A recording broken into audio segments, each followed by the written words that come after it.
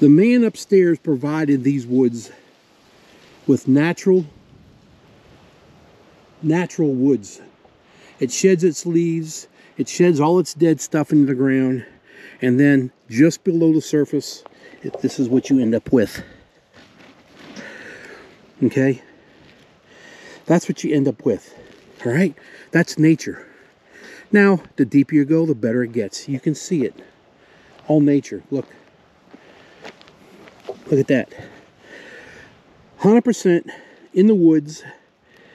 We don't touch it. So you can understand hugelkultur, okay? And I'm going to do a little talk here real quick about hugelkultur gardening. Or rather, let's talk about what the kind of different gardens there are. You've got your regular gardens that you plant in the soil, which is what that is there, okay? You can go ahead and do container gardening. Last year I had 2 big containers. I grew out of that. You can grow out pots. You can grow out of those hanging baskets. And you can grow back to Eden gardening. You can grow in straw hay. You can grow hugelkultur. And I probably left out a couple more, but there's several different ways you can grow. Okay. Hugelkultur is basically all those woods that we're looking at, every bit of it. Every year it goes through a life cycle. And all those leaves fall, hit the ground, dead branches hit the ground, all that stuff goes to the ground. As you can see, as an example, right here. You see all that? Okay. Year after year after year. We don't ever have to water the woods. We don't have to fertilize the woods. You don't have to do nothing to the woods. It provides its own nutrients. It provides its own moisture. All that compost, all that stuff that's in these trees fall down.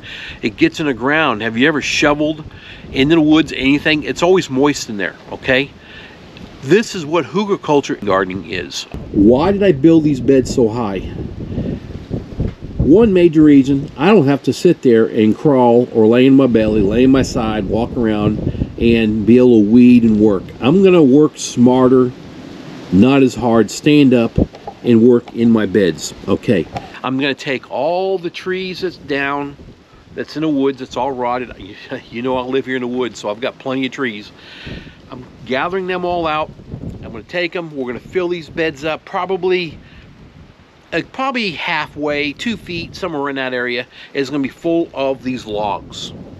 All right, and then after you do that, you probably put in a layer of sticks. Find all the sticks you can find, things that you would normally burn in a burn pile. That's what you want, or wood shavings, straw hay. You layer that on there, okay?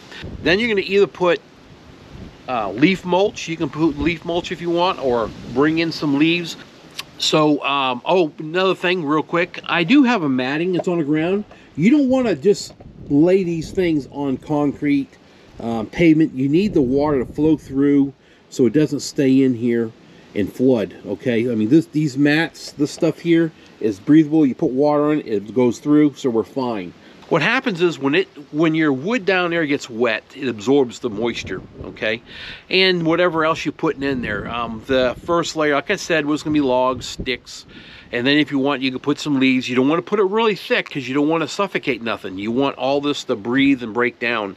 You put leaves, or you can put straw hay in there next.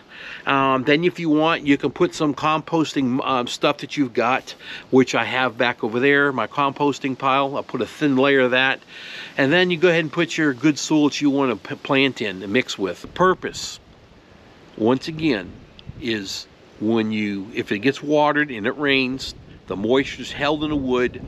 By that happening, and when this breaks down, you're going to get all those little tiny microorganisms. You're going to get all these little worms. You're going to get all these insects. Everything that these gardens, this world, this wood survive in, we're going to make it happen here, where we almost never have to do nothing to them. All right, as you can see, I'm out here in the back part of my property, and I've got all this decaying wood everywhere. All right, stacked up, stuff that's been plowed over. This is what we want to put at the bottom of our beds now. It's because it'll break down a lot faster and we'll get all the nutrients a lot quicker. I've got this one here, There's a bunch more laying over there, up this direction, and over there's another big tree that's laying between. So let's get all this gathered up and cut up, and we'll bring it up to the garden. All right, here you go. This is what I've got in here. I am not going to get branches like this because, if y'all remember, did a video, they mulched my whole property line, and most of all that would be thicket and oak. The cedars I cut down out of the way.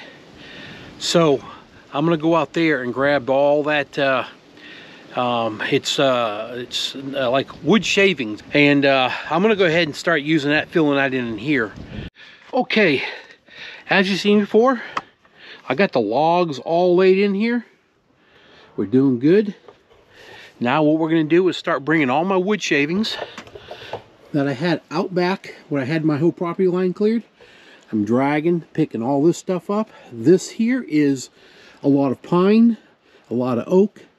So now what we're going to do is we're going to start filling in, try to get these things filled. I need to move these boards around a little bit more, but I need to fill in as much as I can in these holes that you see. Fill all this in, working in really good. So I'm going to go ahead and get this all worked in. Up probably somewhere in the area of maybe halfway between those two ribs full of this, and then we're going to do our compost pile and our other soil. All right guys, I gotta make this real quick. Storms are coming. I got a friend that lives 2 miles down the road, and he said they're heading my way. They're there now. So what I want to show you is I'm out here. This is all my mulch I'm gathering up. I'm dragging it, pulling it, and I want to show you different things. The man upstairs provided these woods with natural woods. It sheds its leaves, it sheds all its dead stuff into the ground, and then just below the surface, this is what you end up with. Okay? That's what you end up with. All right? That's nature. Now, the deeper you go, the better it gets. You can see it. All nature. Look. Look at that. 100% in the woods. We don't touch it. So you can understand hugelkultur, okay? Now, true, this has had a lifetime. Look at that. It's so fluffy of stuff. So this is what the main purpose of hugelkultur, us being able to control, us being able to put it where you want it, use it. I have woods. I have all kinds of debris, thickets. You see all that thicket crap, all that dead stuff. Oaks here were all put, we cut them all up. They're there. Oaks are all over in that area right there. So I can use that, make my own bed, make my own soil, and it'll come up perfect. Once again, I'm going to show you this again. This is natural stuff growing in the ground, in the woods. Tell me you can't grow something out of that. Right? And this is what we're trying to do. So I'm over here grabbing all this. My bed that I'd started on the first one is complete, full. I need to go. I've already been in there once, tamped on it. I just dumped one more load, and then all the wood shavings are done. Next, put the logs in the bottom, packed them in tight. Then I put these wood chips in that I got from out back where they trimmed my whole back property.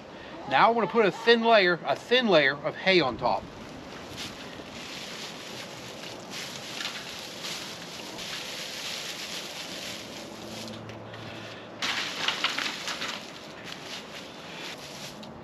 That should do it. Okay, here we go. As you can see, I put the center brace in. I got that done. That way it'll keep it from pooching out on each side center. I did go and get this compost pile over here. Has also goat manure, also chicken manure. It has leaves, grass, household scraps, vegetables and stuff like that. So I grabbed 2 scoops of this. This has been sitting for about a year, and this is what's on top right now. So that's what we have here. You can see the goat manure still in here. So that's what's in here. I'll probably bring it up to just below or just right at this beam lower.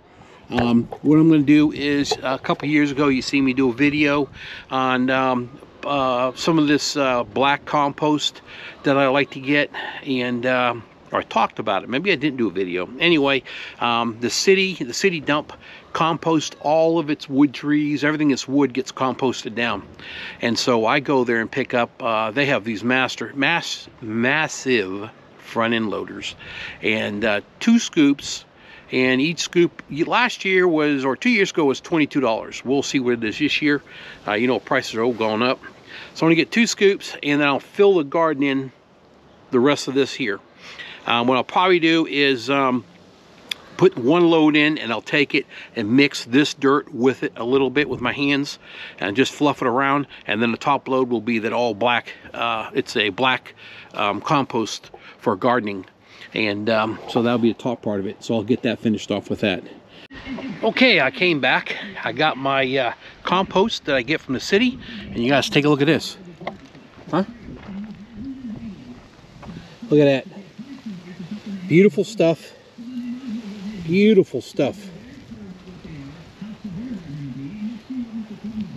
Smells so good. So that is going to be going into my Hugelkultur beds. Plus, I'm going to put some over there where my potato patch is, get that done, and get them all done. But there you go, guys. I mean, black gold. All right, this is all my compost that I've composted up. That's what I've got. Back right there. Now I was going to say, yeah, there's a potato skin right there. All right. So now I've got that compost. I'm going to move this compost in, and I'm going to till it up with my hoe. Get it worked in together so it's all one piece in here. I'm just going to pull this all down, and then I'm just going to work it in.